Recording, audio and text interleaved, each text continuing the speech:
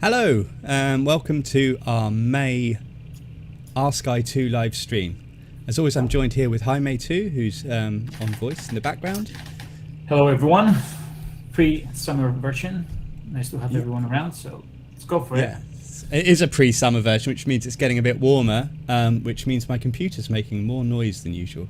So I hope that doesn't distract too much, but that noise in the background of fans on my PC, so I apologise in advance for that. So what news have we got this month, Jaime? Well, as everyone might have noticed, a week ago we did release the new versions for Max 23, which were very nice, welcomed by the audience. I'm pasting the link here on the chat. So anyone having an active maintenance plans can download the versions. We have a few fixes and a couple of features that they can check on the blog post that you have on the screen. And the next milestone will be a new collection for the 3D garden, our range of vegetation and 3D plants integrated with Forest Pack, and that should take place sometime next week. Okay, so that will be the next thing. As you know, this is news for the audience, we are almost there with the first installment for the revamping of the free libraries, including RailClone. We are working on that in order to revamp the whole collections, and that should be as well done in a few weeks. So anyone having RailClone, they should be getting new libraries soon. Yeah, and that's it. Yep. Yeah, no, just to clarify that process as well, it won't be sort of one hit, everything updated, will it? We'll be gradually updating libraries as we go. So you'll see kind of regular installments of new and improved content coming into the libraries. I think we will need like a whole year to revamp the whole thing. There's a lot of old libraries there. Yeah, it's like 500 assets, I think, right? It's like almost 500 assets, free assets, including RailClone. So I mean, there's no chance we can update the whole thing, in a bulk release. So there's a lot. That's all. So yeah, let's go for it. Yeah, so this Max release, as you know, it was primarily a compatibility release, adding compatibility of the latest version of Max 2023 and Arnold, of course. We also added a few improvements, and we went over those in the last live stream, or the main one, which is the addition of regular expressions in Forest Pack. If you missed the last live stream, or you want a more concise version of that information, then we did release this tutorial last week. So it's a bit of a niche feature, but this gives you a pretty good overview of this tutorial, which is on our YouTube channel, of course, and available here. But the other question that came up, and actually came up as the beta, we were going through the beta, was why can't I scatter decals with Corona using RailClone or Forest Pack? Which is a reasonable question, and specifically Corona decals, because although you can scatter V-Ray decals, they won't render, and it's not a limitation of Forest Pack, it's a limitation of the way that the V-Ray's decal objects work. And I would mention this because there's a kind of a good litmus test for if something is something Forest Pack should be able to do but it can't, or if it's just a limitation of V-Ray. And that's can the V-Ray instancer distribute it? Because we use the same API and the same technology as the V-Ray instancer. So if V-Ray instancer, it works, but it doesn't in Forest Pack, then you need to contact us. But if it's not working V-Ray instancer, there's likely not much we can do about it. And unfortunately, that's the case at the moment with the V-Ray decals. But Corona should have worked, but it didn't, but now it does. So I'm going to show you how to do that in Forest Pack and RailClone. So I'm just going to switch over to my 3ds Max view, and I've got not a fancy scene, just a big sheet of concrete and a few Corona decal objects here that we can distribute. And I'm going to start with RailClone because that one really is very easy to use. So all you need to in RailClone is just create a object as you would normally. So you're going to need a spline and a RailClone object, and we can just open the graph editor, new generator, new spline object, pick the spline segment, and then guess what we have to do? Nothing at all. Just pick it from the scene. I'll just go into wireframe mode so I can make sure I get that. You see I've got my decal object, and I can wire that to the default input. And you can see it's picked that up fine, and you've got some geometry there. Now the only thing is, of course, that the the Corona decal object should penetrate the ground, which it's going to project onto, and by default, RailClone will use the bounding box of the object to sit on top of the spline, which might mean the decal object isn't actually pushing through the ground. So what you'll need to do is just come into the object and just change Z alignment to pivot to use the pivot point on the original object, and then it's going to align correctly. I'm just going to add a bit of padding to the start and the end so they're not that many, and then in theory if I render this now we should have some decals on the ground, and there they are. So that's very easy and straightforward, and of course very useful for all kinds of things, road markings like this kind of drains, anything like that really that's kind of linear. Of course you can't deform decal objects, so if you wanted lines that were curved to follow curved roads, bent roads and so forth, then you might still need to go for the procedure that we demonstrated in a recent tutorial where you use distance textures instead. But this is really great that we can use this as an alternative or for different types of objects. Now that's RailClone. Forest Pack at the present still has a little bit of a problem with decal objects, or at least it looks like it does. So if I was to pick this surface, see I've got some objects there now, and then I'm going to come in here and I'll pick a decal.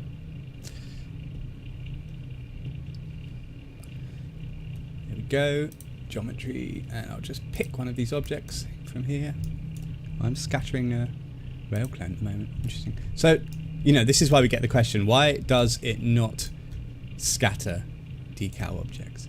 And it's because basically this object isn't returning a size for Forest Pack to be able to create a bounding box so we can see what's going on. That's sort of what's happening there and why we can't see it. So that is, since we seem to have been able to do it with RailClone, I assume it's something we'll be able to fix. But if it's urgent and you want to be able to do this right away and see what's happening, because this will actually work, it will scatter, it's just you can't see a preview of it in the viewports. So if you want a better idea of how it looks in the viewports and how this is actually being distributed, then you can select the object. And this seems a bit criminal, but if you add an edit mesh to the top of it, we'll convert that to a mesh, and then you can see it's picking up some geometry that we can see in the scene. Now at the moment it's displaying it as a thin box because that's the proxy mode I've got it set to.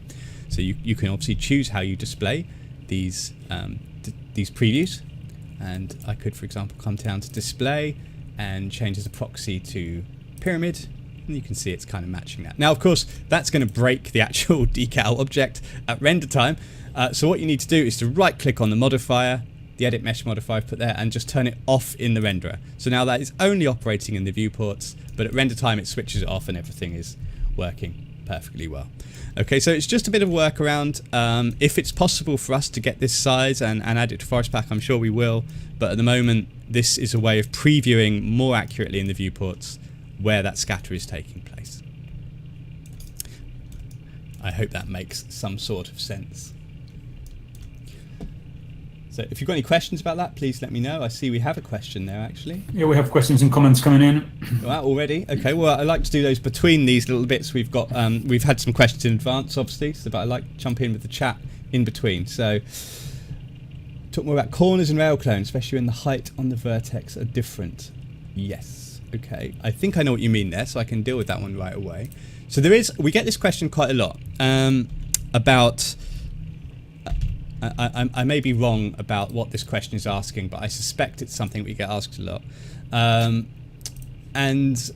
I'm just going to illustrate this by making a little bit of handrail or something. Just imagine it's a handrail.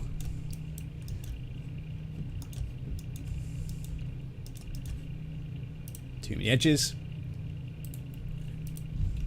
So there is a tendency, what I'm going to get towards here, there is a tendency to try and create handrails which have a non-round profile, which go up on an incline and turn a corner at the same time.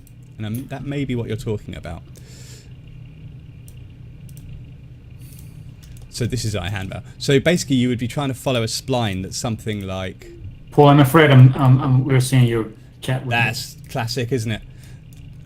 That you're going to be trying to create a spline that's something like this.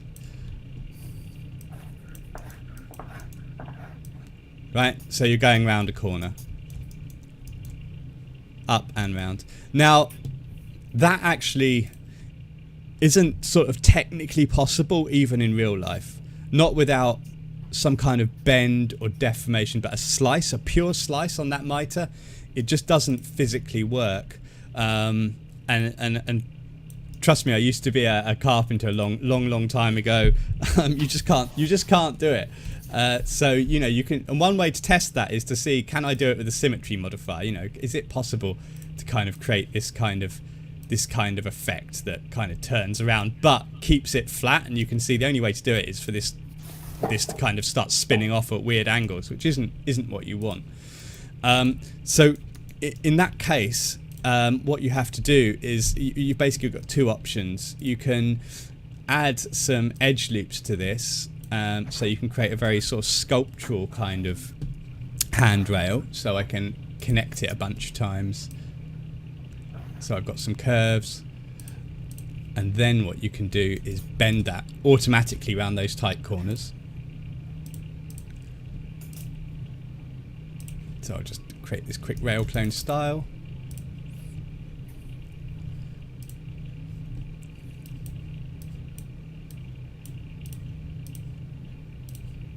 Segment.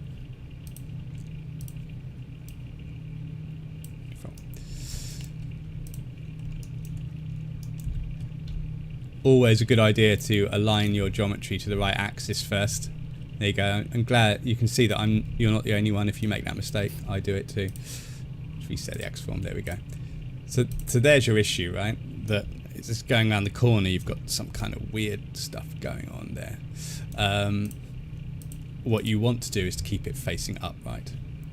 And you might try to change this deform mode so that it's vertical, but then that's great, but then that breaks the corner. So this is the issue.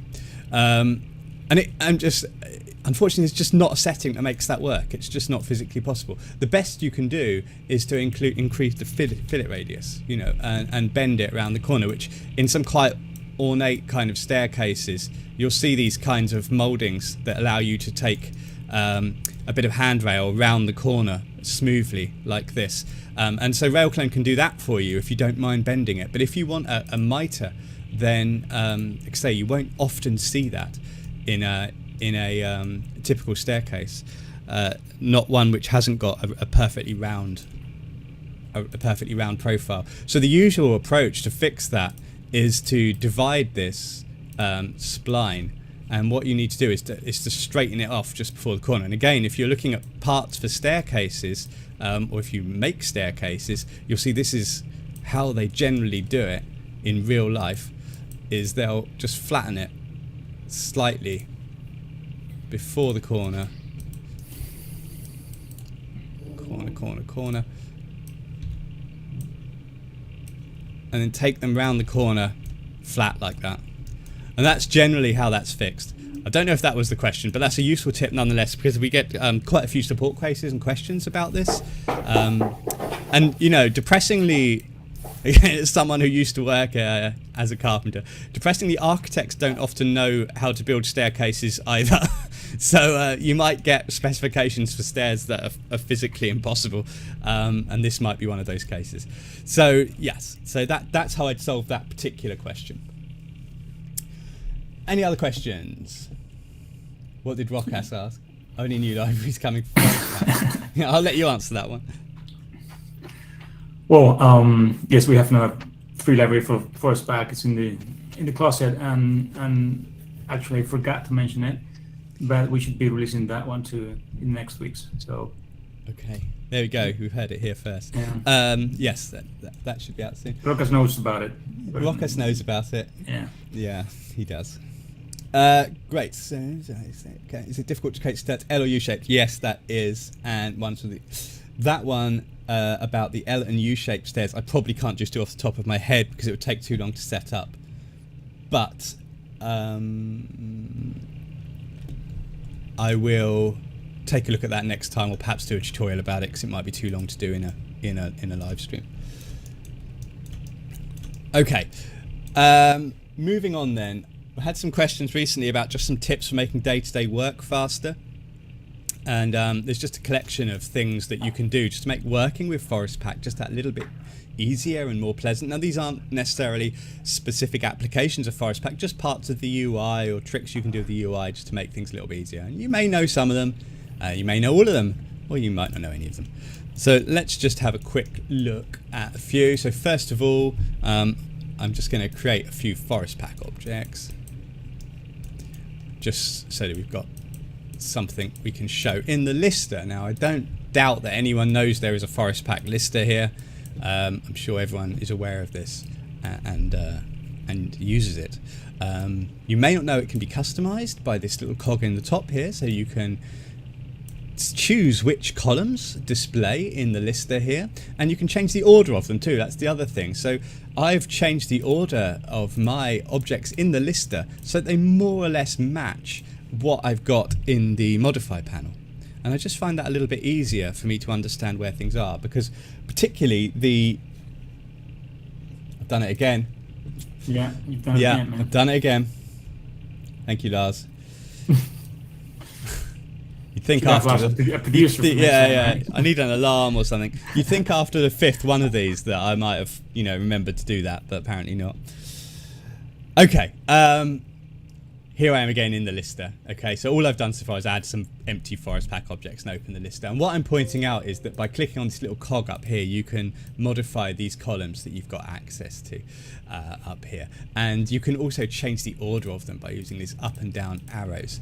And I like to kind of roughly match the order that I've got in the modify panel, because I'm so used to this order that it makes sense for me to be able to scan from left to right here and interpret it from top to bottom here, and I just find it helps me to think. And that's especially true because I'm not sure how many people are aware of this, but that you can click on these little buttons and it takes you directly to the rollout that they represent. So it's a really quick way of jumping around when you've got a scene full of Forest Pack objects and you quickly need to add a new area. You can just click on the area button and it will jump to that Forest Pack object and it will open the area's rollout like that. Or maybe now I've got the area, I want to add some geometry, I can switch to the geometry rollout, I can add a surface, I can add change the distribution, and I can jump between all these different rollouts, maybe transform, just by clicking in the lister. And it'll save you from having to scroll up and down through the interface and jumping backs and forwards, finding the Forest Pack objects. You can do it all just by clicking on them here, including changing display modes and that kind of thing. So that's a handy little tip and quick way of working, I find. And the other thing that I would mention while we're here, and I did mention it in the last one, but we've also added this stats column here, which just tells you how long each one of these RailClone Forest Pack objects is taking to build. So you can see how efficient each one of those Forest Pack objects are. So both RailClone and Forest Pack Lister have got this new column here, which gives you a good indication of which objects are taking a little while to build. So another nice quick feature is if you've got a few objects in your scene and you want to quickly scatter them inside an area, a quick way of kind of enabling that. So let's say I'm scattering this box and this cone. I'm using very exciting objects today, and I want to scatter those with a new Forest Pack object. So the way you can do that very quickly, as opposed to kind of creating a Forest Pack object and then going to the modify panel and then going to the geometry list and adding them to the geometry list and picking the area or whatever, is we can switch it to generate mode and select the objects. Okay, and then here you'll see I've got this option here called populate from selection. It says 2 objects selected. So when that's enabled and you create a Forest Pack object, it will automatically add whatever you've got selected to the geometry list.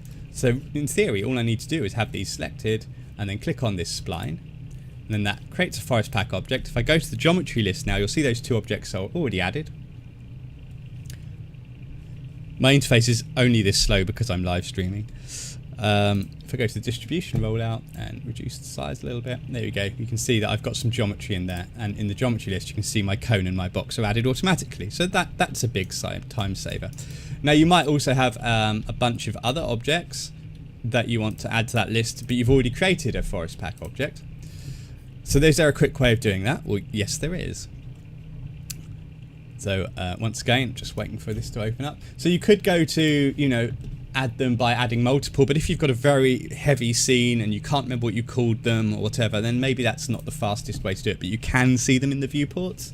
So what you can do in that case is you can click on this little button here to pin the stack. Then you can select the objects you want to add to the list, and then you can come back up to the forest pack interface and just click on the plus button like you would normally to add a single object, and it'll add everything that you had selected. So that's a nice time saver too. Once you've done that, just select the forest pack object again and unpick the stack. So that might be a little time saver.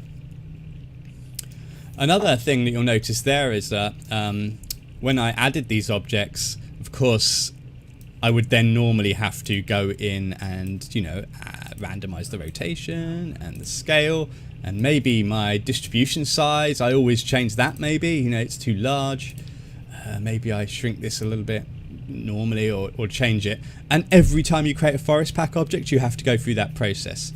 So that can take you a little bit of time. It would be nice if you could set those values as default so that every new forest pack object takes your sort of standard starting point settings. Well, you can do that.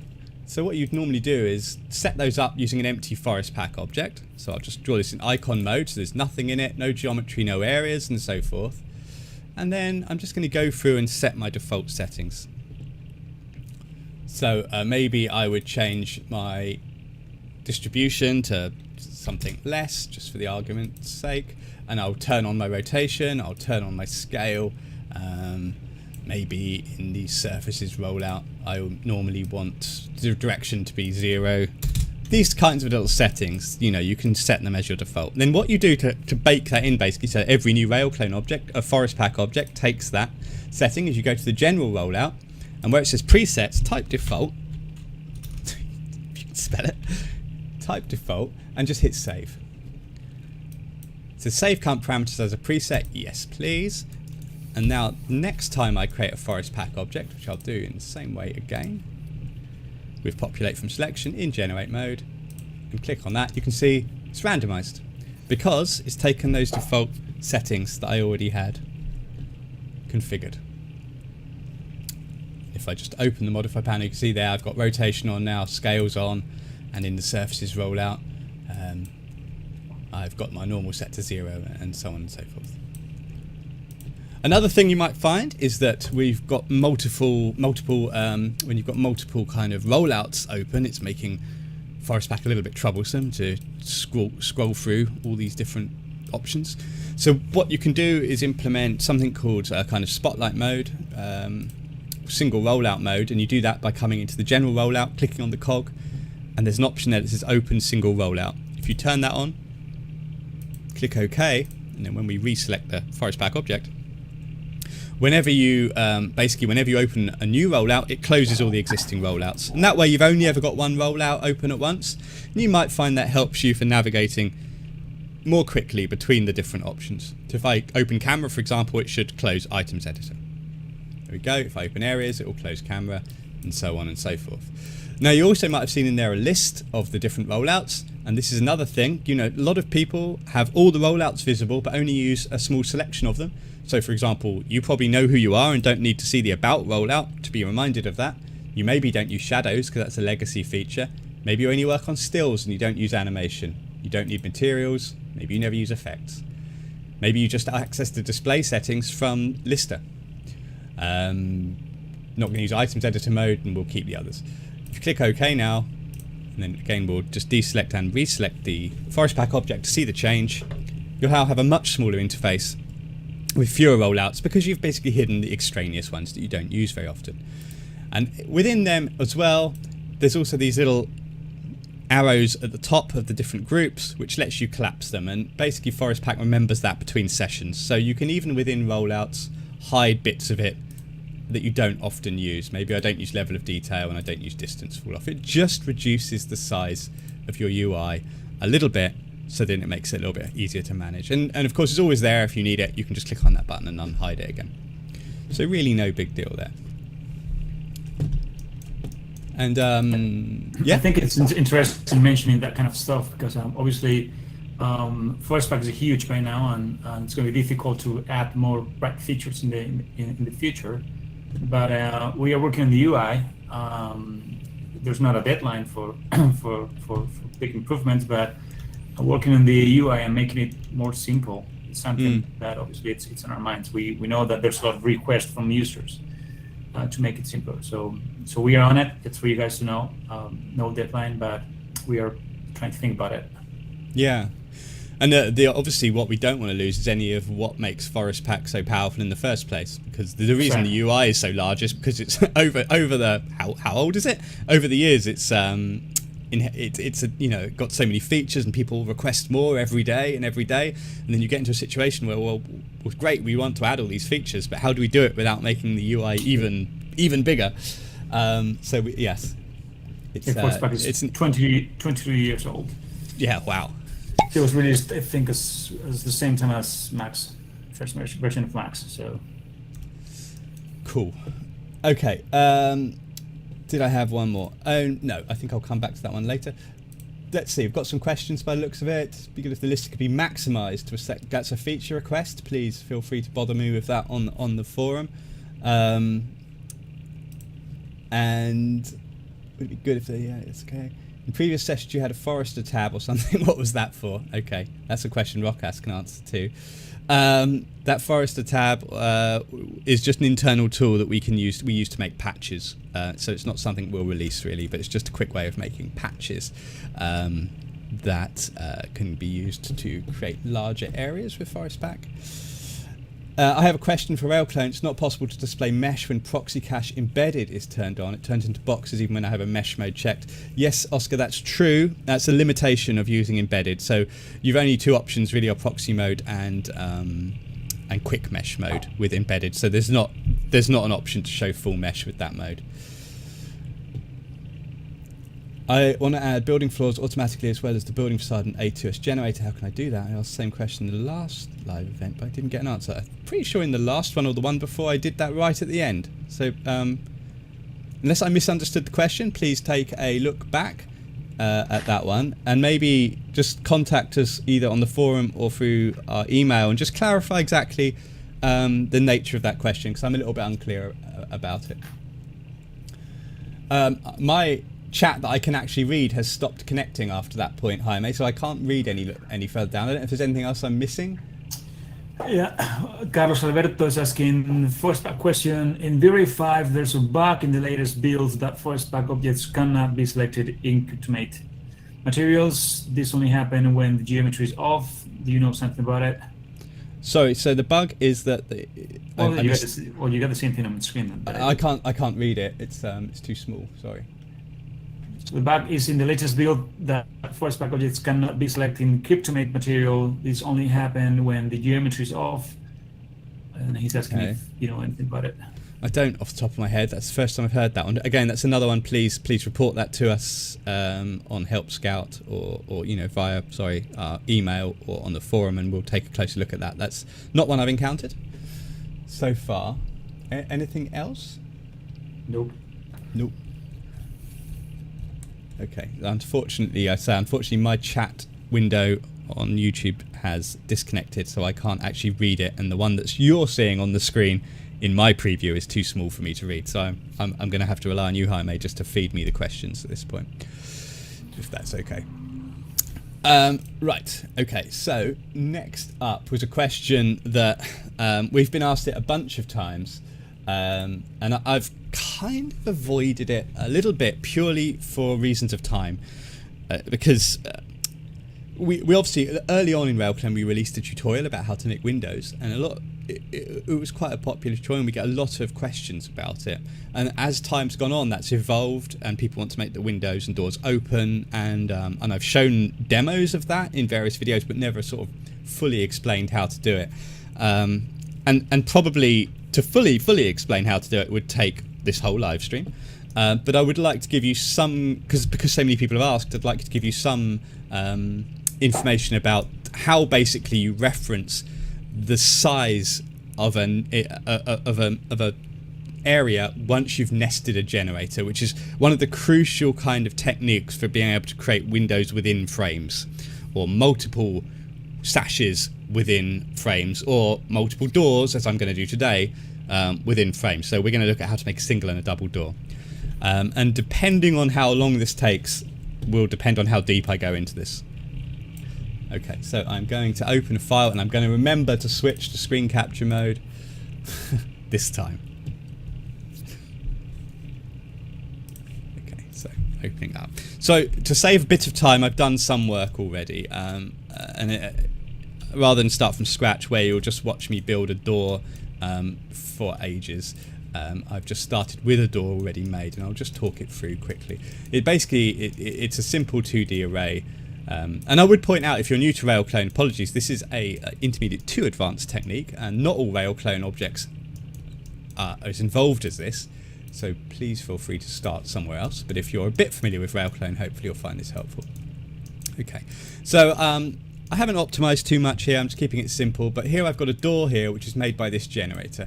It's basically sliced into parts, so I've got a bottom row with corners, I've got sides, I've got a middle panel, and then I've got a similar thing at the top, and that's what all these parts are wired into here. Any of the other A2S generator tutorials will help you to understand this. The only thing that's slightly unique in this really is where these corner pieces, these are Y-evenly, these evenly pieces, these pieces coming across meet the sides. You can see there's a junction piece there. So this piece here, there isn't a kind of input for that in the generator. So what I have to do instead is to use this macro, which is called segment Y roll, and it lets me basically put a piece of geometry on the ends of a Y evenly input. Okay, so that's what that's doing, but apart from that, this is pretty unexceptional. And what I'm doing here at the moment is I'm just controlling the size of this door using X and Y size. Okay, so that's what's happening. Now, I've also got a frame here, and this frame is very simple too. I don't know why I'm selecting it, it's part of the same style. So that is down here. So you can see again, it's a relatively simple frame. I've got a top piece, a start, and a right, so start and right. I've got a top piece, which is on top here, and I've got some corner pieces, which just give me these corners here. So what I want to do is to combine these things together so that this fits inside this door, but I also want to give myself the option that I could have two doors if this particular spline area was wider, and for that reason I need to be able to kind of nest this door generator inside a master generator which can read the size of this spline and then feed it back to my door and say, hey, if it's below this size, just use the size as it is. If it's above a certain size, divide the width by 2 and then use that size, so you've got two doors instead. So that's kind of what I'm aiming to do. So what I'm going to do first of all is to take this spline here, which is the one that's being generated by this closed rectangle, and I'm going to copy it and paste it up here, and I'm just going to remove all of the inputs. So basically what I'm doing is just creating a new 2D array controlled by the same spline, and in this particular case it's already set up to use extend XY size to area, so it's getting its size, its X and its Y height from that spline, and I've got auto align X to XY on, which basically means it will always align to this spline no matter how I rotate it. Hopefully that all makes sense so far. So what I want to do with this door is to wire it into this, and I'm going to just do that using the bottom start input. So I'm going to basically wire this as though it's in the bottom corner here. So I'm going to go for start bottom. And you can see it's popped that door into that spline. Okay. So that's great. It's done that fine. Of course, the door does not match the size of this opening at all. In fact, it's slicing off the top. And one thing we don't want to happen to the door ever, actually, is for it to be sliced. So I'm going to stop that from happening, first of all, by adding a transform node between. And then I can globally change, using this node, the slice settings, which are normally per segment. But rather than go through and change all these segments, I can just do it from here. I can override the deform settings and turn off slice. Now it disappeared. Why did it disappear? It disappeared because if I come into this frame, I've called it frame generator. Let's change the name of it so we know what it is. I'll just call it door master. So I'm going to come down to the clipping area settings, and you can see here there's an option that says for no slice. So basically saying, what do you want me to do with geometry that's had slice turned off? And what you can do is you can remove it, preserve it, slice it, or one of the more recent options is you can use free mode. And what free mode does is it basically never slices that geometry, even if the whole geometry appears outside of the clipping spline, over here somewhere, for example. Now that might be useful later on when we open the door up. So I've done that. So that's fine. That's all in there, and I've got a door in there, but of course it's the wrong size. Now, just for clarity, I'm going to turn this frame off, just so we can see a little bit what's going on. So now what I want to do is to make this door fit the size of this spline initially, and the way we do that is using expressions. Have to use expressions for this, and we're going to use an expression to reference the size of this generator in this generator. So what I need to do is to export the size of these. So I'm going to export the parameters. I'm going to go to geometry, X size and Y size, and then I'm going to add a numeric node and change the no, not a numeric node, sorry, an arithmetic node, and change the operation to expression. Okay, and then I'm going to wire that to the X size input. First of all, I'm going to click this button to add edit expression. Now, because we named this generator earlier, this one that's wired to door master, that's going to help me in the expression to be able to find the variable that I'm looking for. Now, all the way down the left-hand side here, if you've never used expressions before, you've got a list of all the variables you can access. And if you keep scrolling down, you can see that at the bottom, we've got a list of the generator names that are currently available in this expression. So you can see I've got the door, which is the door itself, and I've got one there called door master. So that's what I'm going to want. So if I click on that there, now I can see all of the variables that are accessible to me from that master generator, and one of them is X spline length, which is what we want. So I'm going to want to output that. Whenever you're writing an expression, you always type return to tell RailClone to output whatever follows, and I want X spline length. If I double click on it, it will return it as dot syntax. See, so it's using the name of the generator, door master, and then a full stop, and then the variable that I want to output, or parameter that I want to output, which is X spline length. And then to finish that, we put a semicolon just to finish that line and hit evaluate. And now you can see that the width, not the height because I haven't changed that yet, but the width is now linked to the size of that spline. And if I come into my base object and change the width, you can see that as I increase it, then the door increases too. Pretty nifty, right? So we want to do the same thing for the height. Fortunately, we can do that pretty quickly. I'll just copy and paste this one here, wire it to the Y size. It's going to make it too short. Go to edit expression, and then here, where I've currently got X spline length, I just want to change that to Y spline length. So I don't need to click anything or search for it. I can just change the letter manually like that. And now I see I've got the height connected to the height of the spline too. Okay. So that's pretty cool. So now what we want to do is add the option for maybe double doors. So let's just take that a bit higher. Because if I go wide, I've just got one very wide door. So now we can play with expressions a little bit more. And we could, we're not going to worry about the Y size for this. We could sort of start to add some conditional variables. So what we would do in that case is we'd want a minimum or a maximum size, sorry, that we want a door to be in a two-door setup. And I'm going to add a numeric node for that. So this will be the maximum size I want a door to be. I'll change it to scene units and call it maximum door size. You can call it anything. And then this is accessible out here in the parameters rollout, so I can change it in the future without opening the graph. Maybe I'll set it to 150 centimeters. Now I want to say with this variable, with this size, sorry, hey, if this number here that I've just output is ever bigger than 150 centimeters, then divide the value in half. That's what I want to do. So I'll add an arithmetic node to do that. I'll add an expression, and I'll wire the maximum door size into the second input.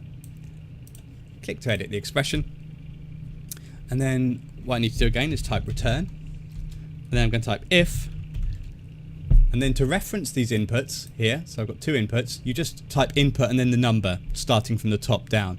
So the top one, input 1, is the current width of the generator, so I type if input 1 is greater than input 2, which is the size that I'm setting in the parameters list. So if it's bigger, then I want to take input 1 and divide it by 2. If it's not bigger, then just output input 1 without dividing it. So input 1. Close the bracket, semicolon at the end. Let me zoom in so you can see that. Okay, so if input 1 is greater than input 2, then return input 1 divided by 2. Otherwise, just output input 1. So just its original size. That's basically what that's saying. It seems complicated, but it's really not. And you can see now that I've got half a door size because this spline must be larger than the maximum door size that I set. And if I change the width, at some point, there you go. At some point, it will snap back to the half size. Like so. So that's working pretty well. Okay. So that's great, but we want to put it on the other side of the door as well. And first thing I'm going to do actually is just going to come into the alignment settings for my door. So this is the transform node that's between the two generators. I'm going to override the alignment and set X and Z to pivot. Okay, so that's going to just make sure that I'm using the pivot point of that door, which is just currently on the very edge of that door. And that will help in a minute when I come to rotate it. So you see I can start to rotate this door if I want to open it. And you can see it's now rotating from that pivot point. Okay, so if I have double doors, I'm obviously going to want one on the other side. And in order to do that, I would wire it to the end bottom input. Okay, so that's done that, but of course, well, obviously it's opening the wrong way. So we'd also want to mirror it. Okay, so that's working now. So I've got two doors now that are mirroring, and you see they're both able to be rotated, like so. Great, but of course, if this was smaller, wrong one, then I don't want the door on the other side. So I need to optionally turn that door off when the spline is smaller. And it's basically exactly the same process as we just did here with this particular little expression with this conditional. And what we're going to do though this time is use a selector node. So this selector node picks geometry from the list. I'm going to put a null segment, just a segment with no geometry in it, in the second input. Let's call it null, just so it's obvious what it is. And then this selector node, I'll export it, and then I've got an index that I can control, and I can use this same sort of expression, just change a few things and control it using that. So let me wire that to there, go into the edit expression. So this time I basically want to do the same thing. Oops, sorry, pressed the wrong button. So at the moment I'm saying, hey, if input 1 is bigger than input 2, basically if the width is bigger than the maximum door size, then output input 1 divided by 2. What I want it to do instead is to just output a number from that index list. So I'll output input 1 to pick the door, otherwise I'll output number just an integer 2 to pick the null segment. So I'll just change it like that. So 1 not divided by 2 and 2. Okay, so I've just changed it like that. 1 and 2. Hit OK.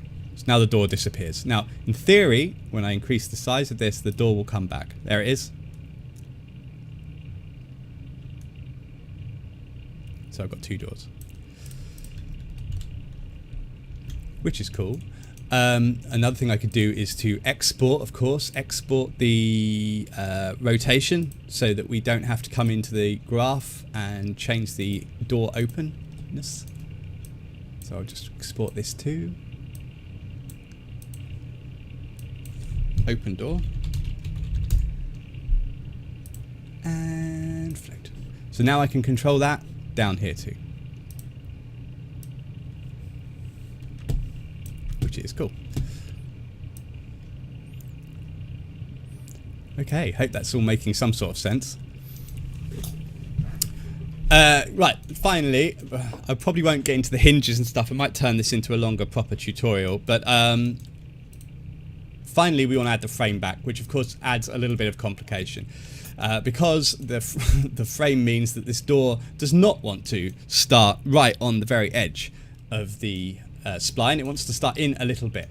But logically, you should know that what we basically need to do is to deduct the width of this particular spline, deduct basically the width of the frame from the width of the spline, and that will give us the correct size, and then move the door across a little bit. So let's move the door across first. So I can take this transform node, which is the door, and I can export the parameters, and I'm going to go for a fixed transform, fixed translation X, right? So I'm moving it on the X axis here, and I'm going to take a numeric node. Actually, I'll make a constant node because we don't really want to edit this outside. So constant nodes don't show up in the parameters rollout. It's just a value you only use in the graph. Change it to scene units and wire it to that. And then what I can do then is, if I just close the door and go to a front view, we'll just move this over this door until it's just inside the frame. So that's about there. You can see this down here. So I'm just moving, sliding this door across like that. So that's okay, but of course now they're overlapping in the middle because the doors are now too large. Yeah, the doors are too large. So what we need to do is to take this value here, and we're going to deduct it from the overall width of these doors. So here's our size, here, X size. And I'm going to add an arithmetic node to that.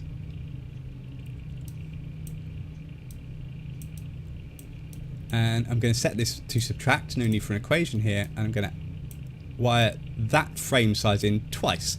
Twice because obviously it's on both sides. And you can see now the doors are the right size. And then I also need to do the same for the Y, right? Because the door's too high at the moment. So I'll add an arithmetic node for that, set it to subtract, and wire that in too. And then you can see only once this time because there's no frame at the bottom. You can see it's the right height now too. So I've created two doors there, which now are kind of the right size, and close. And also, if I change the width, swap from a single to a double. Pretty nifty. Are there any questions about that? I imagine there are. Well, there's a couple of comments, and there's also questions about force back, which reminds me to remind people that we are announcing these live streams a week ahead on social media. So it would be great if you guys drop the questions in advance, because sometimes we don't have time to answer them live. But scrolling up, Amit is asking, sometimes it is difficult to change the grass preset scores so that they look more natural. Is there a way to do it swiftly? Okay, that's a force back question as well. And there's another one from Amit. Sometimes there's a multi-map material, and that 2 1560 materials in one multi-map, and changing all those takes up time. Yeah, it's related, isn't it? Yeah. Yeah. Actually, that's what's our timescale. That is something I'm planning to come to. So that there is a way of doing that using color correct too. let me leave this here, this one, because otherwise we'll never get to anything else. But basically, before we move to Forest Pack, basically you could do this with multiple layers. So using this exact same technique, for example, I could add doorknobs and hinges and so forth. But I'll save that for a fuller tutorial maybe at some point. And we can come back to it, but hopefully that helps to understand at least a kind of primer or the basis in which you'd start dividing up these things. There's no magic trick. You've just got to get in there and start dividing stuff up with maths and deducting sides of the frame and stuff like that. So that's the kind of basic process. Let me go quickly to that question because it relates to this, which is there a quick way to add stuff to the library browser and will it work on a network? And I can roll in that question about quickly color correcting too.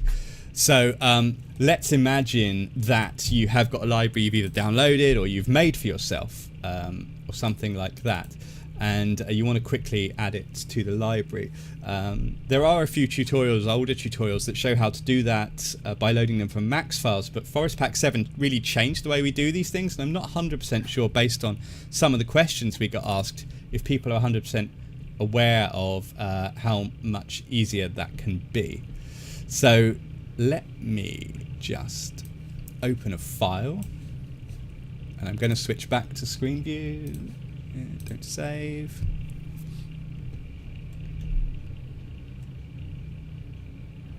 Okay, so I've got a bunch of plants here.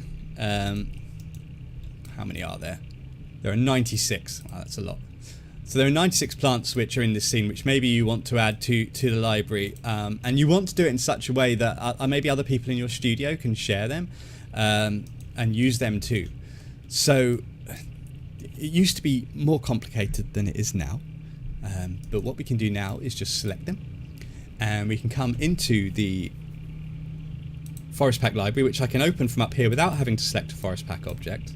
And let's imagine that from scratch you want to create a new library location. So if you're in a network location, obviously you could create this folder on a network drive, and then everyone in the studio would have access to it. It should be really as simple as that with this one. So what you do is go to Preferences, and we'll add a new location. So I'll just add a location here, and I'll change this to current livestream 5, and we'll just call this library here, for want of a better name, and double click it and select folder. And then if you want to give that a name, that library, then that folder location, you can do it from this library paths list here. So just double click on that and call it, I'm just going to put it demo library. But that's network location. That's really all you need to do. And that will show up here in demo library C. So I've got that set up. Now I haven't actually got a library yet. All I've created is a folder location. So some people start clicking here and wondering why they haven't got the options to import objects from the scene or whatever. And it's because you haven't yet created a library. So you'd create that and then rename it and call it something like flowers or something more meaningful maybe. And then all you need to do now is, with your object selected in the scene, right click and go to import objects from scene. Let me put this back in the view. So right click in here, import objects from scene, and then you'll get these options. So first of all, it's going to save these in a new 3ds Max scene, and you can't add to that scene. So once you've created this scene, if you add more objects, it'll add more Max files, and if there's one with the same name, it will warn you and make sure you don't overwrite something you didn't mean to. Now that's not a problem. All our libraries save objects in multiple Max files, so no big deal. You've also got the option to create a material library. So what you can do here is you can take all the materials on the objects, save them out into a new material library, and then they get assigned when they're coming in from Forest Pack. But the materials will also be saved in the original scene. So the only real reason for doing this is if you plan to support multiple renderers in the past and you're going to create a more complex system where you're able to load from Corona libraries, you're maybe going to create Corona libraries, Forest, V-Ray libraries, F-Storm libraries or whatever. Otherwise you don't need to do that. Unlike Max files though, if there is already a material library in the scene, it will add to it rather than just overwrite it. Now what you do want to make sure connected, especially if you're in a network environment, is that you have collect assets turned on. So this is the important one if you're working with other computers on the network. Otherwise, with that off, it will just leave all the images and the maps and so forth where they are on your local computer, and then when someone else downloads them elsewhere, they won't be able to find them. So if you turn this on, then they'll all be moved to a resources folder in the new library, and then they'll be available on the network too. And then that maps folder will also be added automatically to Forest Pack when it first runs. Okay, so it'll find the location place. So that's a really important one. And you also have the option to create thumbnails automatically, which are just viewport captures, so they're fast. They're not as nice as renders, but they're certainly good enough to give you a pretty clear idea of what that particular object is. And you can set the size of that here too, so maybe I'll just up it to 600. And then all you need to do is click import, and then it will process those objects. Now actually, I probably shouldn't have chosen 96 objects to do this for a live stream, but that's currently what's happening. It's basically saving all those objects into a 3ds Max file. It's going to collect all those assets and put them into the new library location we just set, and then it's going to create thumbnails by doing screen viewport grabs. So here it goes. It's just added them to the library, and now it's behind my window, which I don't think I can move now. It's running. It's currently grabbing the thumbnails, so it'll just do that. And while it's doing that, that might be a good idea just to answer any questions, if there are any, Jaime. Well, that's a very open question for RailClone. Can you demonstrate some of the often used macros in RailClone, such as white active and white alignment, and the transformation? Oscar is saying that some of those macros are hard to understand. Yeah. Just by reading the text. I understand that this is quite an open question to be covered. We only have 5 minutes anyways. It's probably a good topic for next time, I would say. Common macros.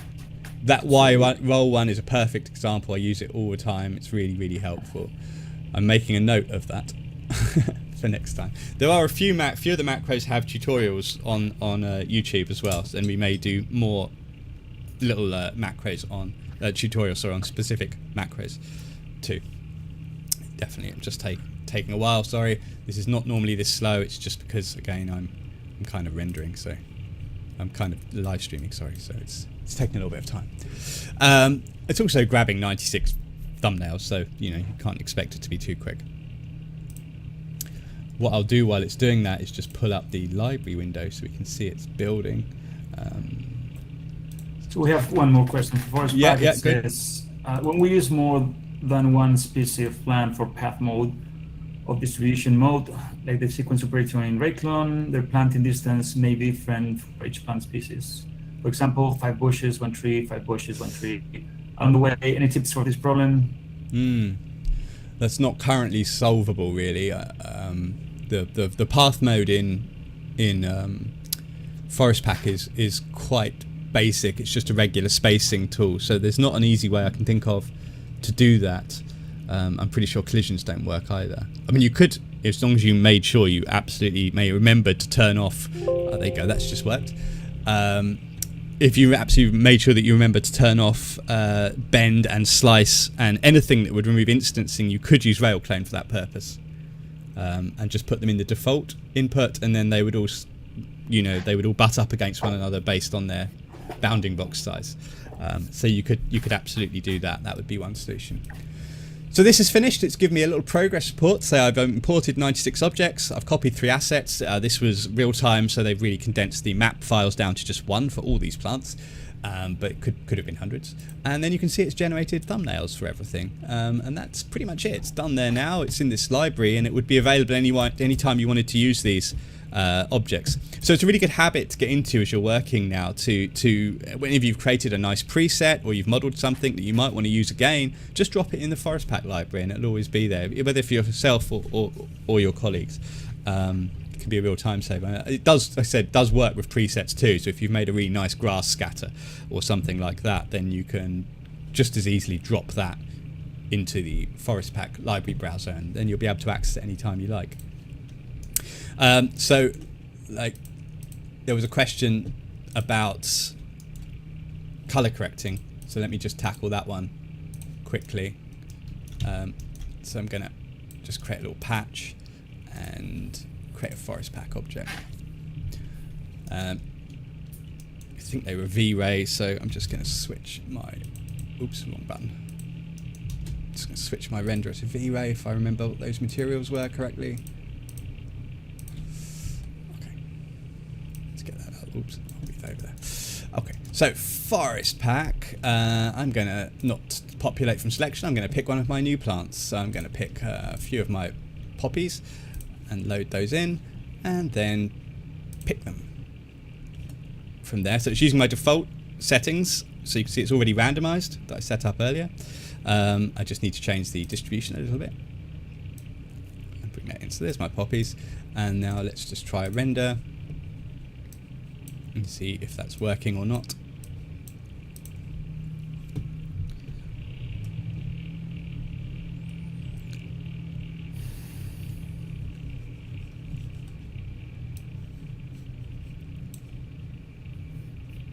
Did I not press the button? What's going on?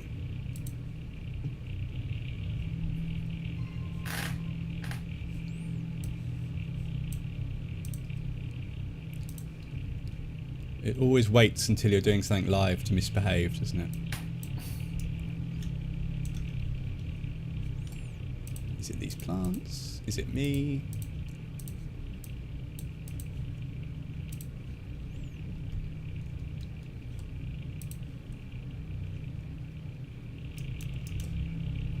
It's working well.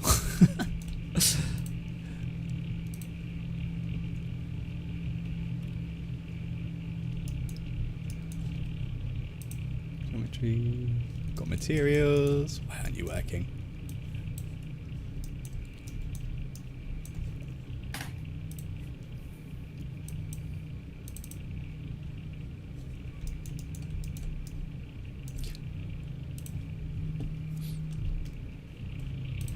Wow. Okay. I'll try a different plant. I've no reason why idea why that wasn't working. It's never not worked before. Let's just assume it's just cursing me because I'm trying to do something live. So I'll take a couple of plants from here instead. Let's hope these work.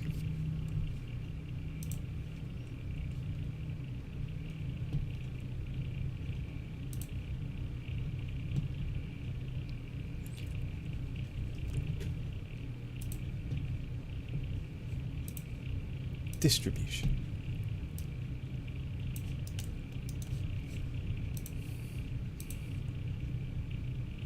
Hey, okay, it's working. Right, so yes, the question was how to color correct a bunch of things, especially when they've got very complex multi-sub-object materials. How would you go about doing that? And actually, we have a relatively new feature in Forest Pack for doing that. You will need the materials rollout enabled for this one, so if you've turned it off like I did earlier, you'll need to just turn that back on again and then fire that up. Now this particular feature, which is color correction here, that requires you to have forest color maps applied to your materials. Now chances are, because these plants were from the 3D garden, they already have those, so I don't really need to do this. But another optimization tip is you never need to do that manually.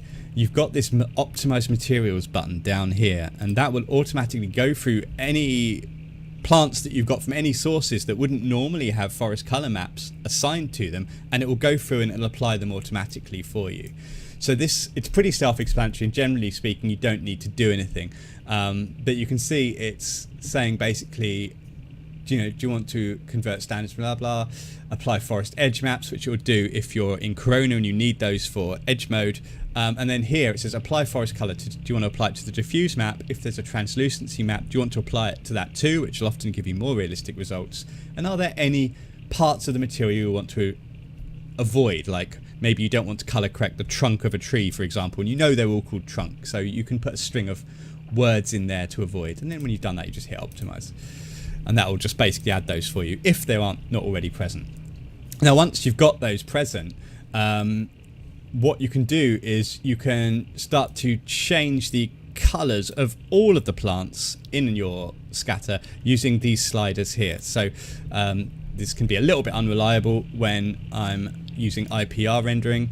It's just the wonder of IPR rendering, but you can see I've shifted the hues of the flowers there, and you can move these around. I'm going to purple and blue and so on and so forth. So I'm changing, these were 3 plants, they each have different materials. I'm changing them all in one go, which is pretty cool to be able to do that. It's a big time saver. It can really save you from having to go in and mess around with the materials. So you've got hue shift, you said about being too saturated, so I can take the saturation down, for example, or you can change the brightness too.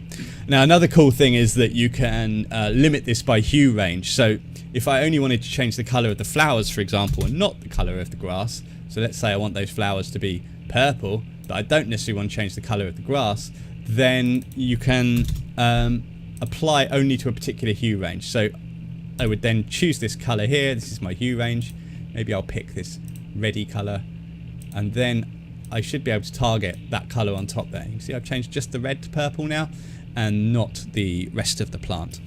And you've got a range there as to how far either side of that colour range that you choose to affect. So I could increase that range and get more of the colour spectrum in if I wanted to, and try and start to get some more. But in this case it seems to be working pretty well as it is, so I don't really need to change it too much. See, if I go a little bit further, I've started to get the yellow on the edges too, and hue shift that, but still not the green. So you could do this for any number of plants, from any number of sources. It would do them all at once. The only caveat is that you do need to have forest colour maps assigned in order to be able to colour correct them. And you can do that using optimised materials. So no need to go in and edit the materials manually. It's a very nice, quick way of doing things, I find. I hope that answers the question. Are there any more questions? Well, there are, but we have 6 minutes over time, so I'm afraid we don't have any more time for the session. No short questions? And I called people to drop the questions for next session, which is Thursday, June 30th. So, okay. Yeah, that's it for today. Okay, lovely. Yep. Sorry about the little bits that didn't go wrong. Right, yeah, I don't know. I'll check that style of Forest Pack out. It wasn't working in a minute ago. But yeah, let us know any questions you've got in advance. Forum, email us, social media, however you see fit. Sorry, Jaime, I stepped on your toes there. Okay. Other than that, look out for the next 3D Garden collection, which is coming out next week. I think it should be next Wednesday, next Thursday. Next Wednesday, yeah. I might leave. Can I just leave with one little preview of that, Jaime, just to mention one other little question? Sure. Yeah. Is that okay? Yeah. Because one question we did get asked, and it tied in quite nicely with something I was doing already in the last week was. And some of you probably know this again already, but it's just interesting when people ask questions like, people didn't know. I'll remind them. So could we provide support for rendering Forest Pack objects in Chaos Vantage? And you'll be glad to know that actually it already works. So if you've got Chaos Vantage, you can use Forest Pack with it. Chaos Vantage just uses the VR scene format, and Chaos added support for Forest Pack to that format some time ago to support their cloud renderer and so forth. So we can use it in Vantage too. It's very easy to do, in fact. There's just a couple of little things, or one little thing I think that I would particularly pay attention to, and that's true whenever you use kind of most plant objects in Vantage, which is that you need to enable clipping for the leaves. Otherwise, if you've got leaves which are just billboards or so forth, then that's not enabled by default in Vantage. So you need to just in Vantage go to the advanced settings, and you've got this opacity max clip mode. You just need to turn that on. And then if you're rendering animations, you might find that when it resets the scene, it turns it off again, which is very frustrating. So what I found was that I could save the scene settings as defaults, and then every time you load it up, that setting would be on, and I wouldn't need to remember it. And so we did some previews for the next 3D Garden collection, all in Vantage, just to try it out. So a little video of some of the next collection in Vantage, and we'll finish on that. And look forward to seeing you in a month. In the meantime, please do feel free to, like I say, let us know any questions. Sorry if I didn't get to your question today, but I will make sure I get to them next time. And I'll go back over and perhaps go into more depth on some of the things we talked about today. If you feel like you'd like to know more, just let me know. Okay, thank you. Thank you. Adios. Cheers.